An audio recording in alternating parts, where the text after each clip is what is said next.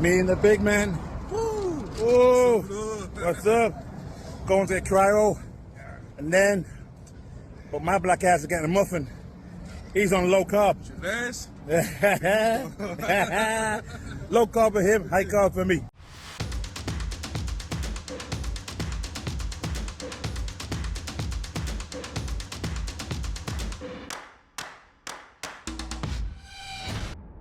What's up guys and welcome. You are watching Fazi Fitness. So a special thanks to the prophecy Nathan Rubiel for recording these candid moments between him and Rubiel Mosquera aka Nexella. As both of these guys are out there in Kuwait at Oxygen Gyms and both are gonna compete against each other at Dubai Pro, which is happening in July in about 6 weeks time from now. So we will probably get more of these fun moments in the upcoming weeks. And just wait till Hassan Mostafa and the former Mr. Olympia Brennan Kerry, they also make it to Kuwait. I'm sure this will be one of the biggest bodybuilding media attraction because 4 of the big names in the bodybuilding right now will be training under the same roof. Just like old times when Big Ramy, Rolly Winkler, Brennan Kerry and Nathan Rubiel were training there for Mr. Olympia preparations. And just because Nathan is so ripped as he is only 3 weeks out of the show, maybe less than 3 weeks out, he was getting sort of a refeed in the form of a muffin. But Rubiel Mosquera on the other hand is low carbing in order to achieve that conditioning that he needs to be in on the stage. And that is why Nathan was cracking these jokes on the big man. So I am really excited to see these two guys battle out in July and have a rematch. And the last time these guys competed against each other, which was at Prague, Rubiel Mosquera was able to beat Nathan. One chocolate muffin. Chocolate muffin for me. But not for him. Look, not for him. He's fat guy. He's on diet. Yeah, chocolate muffin for me. Next up, we have an update from Mohamed. Still no words on what Joe is doing next, but judging from his recent update and the kind of conditioning that he's holding, he can make it to the stage sooner than expected. So this has to be one of the most underrated physique in the men's open right now. And there is a reason for that actually, because he has only competed twice since he turned pro, and that was back in 2019. And I truly believe that this guy needs to be hyped up more, because he has all the tools to be one of the best in the world. And that is exactly what Foda's vision is. So we do not exactly know why him and Hani Rambod split up. Maybe some things were not working out between him and his former coach Hani Rambod.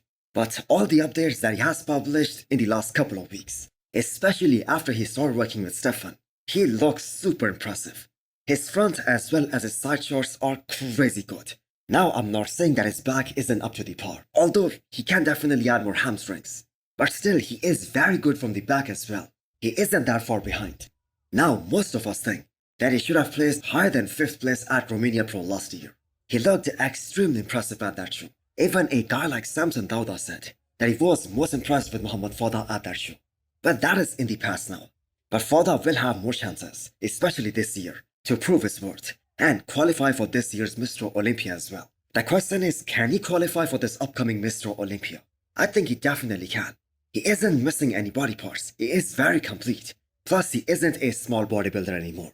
Unlike back in 2021, when he made his pro debut at KO Pro. And that is what the judges told him, that he needs to get bigger, he needs more mass. And in comparison to that, he isn't small anymore. And the fact that now he is working with Stefan, who has been peaking his athletes to perfection this year.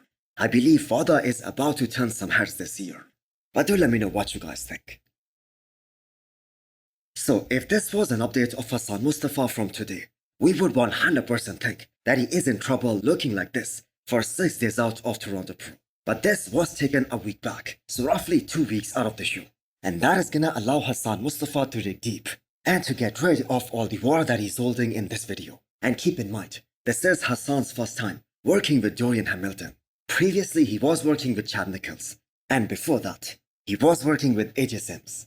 But I have to say, looking at Quinton's experience, working with a world-class coach like Matt Jensen, who failed so miserably in peaking him right, there are no guarantees when it comes to a bodybuilding peak, no matter who you work with. I guess Hani Rambod is that guy, who we can all agree has the best track record of peaking his athletes to perfection. I mean, just take a look at Derek Lesford's career.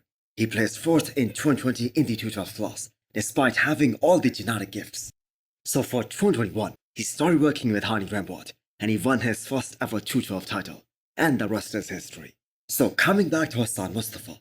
So what makes him so special, especially in this year's Toronto Pro lineup, is the fact that he is one of the most heavily muscled guy out there, especially in comparison to the competition. The problem with Hassan is that he isn't the most aesthetic guy out there. He doesn't have the prettiest physiques. He doesn't have a very good flow from the front. But when he is truly on, just like he was at the same show last year, if he comes in like that, there is a logical reason to think that he's gonna be fighting Akim Williams for the title. But the fact is, even if he is slightly off, he is gonna drop down to 4th place. He can be outside of the top 3.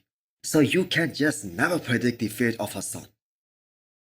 So in this prediction of the upcoming Toronto Pro, I have to say you cannot count out a guy like John Jewett, because there is almost a 100% guarantee that this guy is gonna be ripped to shreds. He is gonna be peeled to the bone. He is one of the most conditioned guy in the bodybuilding right now. His conditioning matches the likes of Hadi Chupan.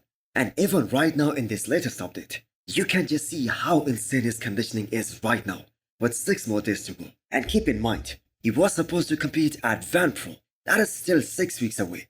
That is how good this guy is. So from here onwards, John is only gonna get more hotter and more fuller, which is gonna enhance his look even more. So I 100% think that if any of these other guys are coming off, John has a legitimate shot of winning this title and get his Olympia qualification for the first time in the men's open class. Now let's talk about the guy who is the favorite going into this show, Akim Williams. So, if he is on again, just like he was at the Arnold Classic Ohio and UK, especially at the finals, he's probably dominating this one. So Akim is just way too big, and he still has such an eye-pleasing physique. He has such an impressive flow. The way he opens up, that combined with his small waistline, plus his huge quads, he is definitely the favorite going into this show. So Akim was so good in Ohio that he was able to beat guys like John De Rosa, as well as James Hollingshead and Antoine, and a bunch of other guys as well. And I have to say, especially John and James Hollingshead, they looked extremely good at the Arnold Ohio. So if Akim shows up anything like the Arnold Ohio finals, or the way he showed up at the Arnold UK, he's gonna win this one. But that being said, conditioning and peaking right has never been his strong suit. So if he comes in off, if he leaves the door open, a guy like John Jewett is definitely gonna pass by. And the reason again is his insane conditioning, plus the fact that he is looking a lot bigger this time. This was the first time he had an off-season for the open bodybuilding. Previously he was in the 212 class, and he went up to 250 pounds, and he looked extremely impressive. So since we are talking about Toronto Pro, there is another big name competing at this show. But there is also a very big question mark on this guy, and that is Quinton Beastwood. And one of the reasons for that is the fact that he is coaching himself for this one. He's gonna try to peak himself. And the thing is, that doesn't always work. The question regarding Quinton is this: has he regained all the muscle that he lost in the last couple of weeks of the New York Pro prep? Well, judging by his last updates, he was trying everything possible to regain all the fullness. And from the looks of his carbs loading process, it seems like he's gonna come in really full.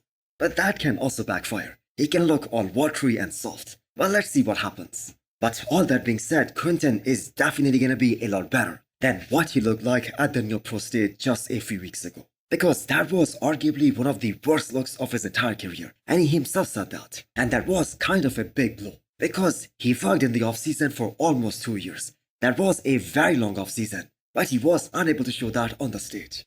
And that is why he was so pissed after this year's New York Pro. Because he showed up looking worse than his last show, which was Texas Pro back in 2022. So he doubled the amount of food intake after New York Pro. He was eating 5,000 calories instead of 2,500. Plus he was only doing 30 minutes of cardio instead of a couple of hours. So fingers crossed. And do let me know what you guys think. Who do you guys have winning Toronto Pro? Next up we have a little update from Hunter Labrada. Roughly 15 weeks out of the first show of the season for him. And that is gonna be Italy Pro. So Hunter has set himself in a good spot for this upcoming Mr. Olympia, considering that he was able to utilize the maximum amount of time for the off-season phase. He got up to 300 pounds, while still being relatively lean. And this year, Hunter's aim is to bring another 7 to 10 pounds of solid muscle, while being in a condition that he had at Temper Pro last year, which was arguably one of the best conditioning of his life. And if he is able to do that, that is gonna be an insane look. And judging by the fact that this was the heaviest he has ever been in the off-season, and also the leanest as well, that seems kinda realistic. But let's say even if he's able to gain 5 pounds of muscle, that is gonna make one hell of a difference in the overall look of Hunter's physique. Now he isn't a tall guy like Samson Dauda or Andrew Jack, but he is taller than Derek Lunsford and Nick Walker. So that is gonna play to his advantage. So his arms were looking a lot bigger. His back looks way better, especially in comparison to 2021. Now yeah, he placed 4th, the best in his entire career. So this is gonna be a big year for Hunter Labrada. So can he beat the likes of Nick Walker once again? Well, let's just hope that he brings his all-time best to the stage, and we get to see a fierce match between both these guys, and a bunch of other guys as well. So hit the thumbs up button if you liked the video, and smash the subscribe button if you wanna come back for more. Thanks for watching.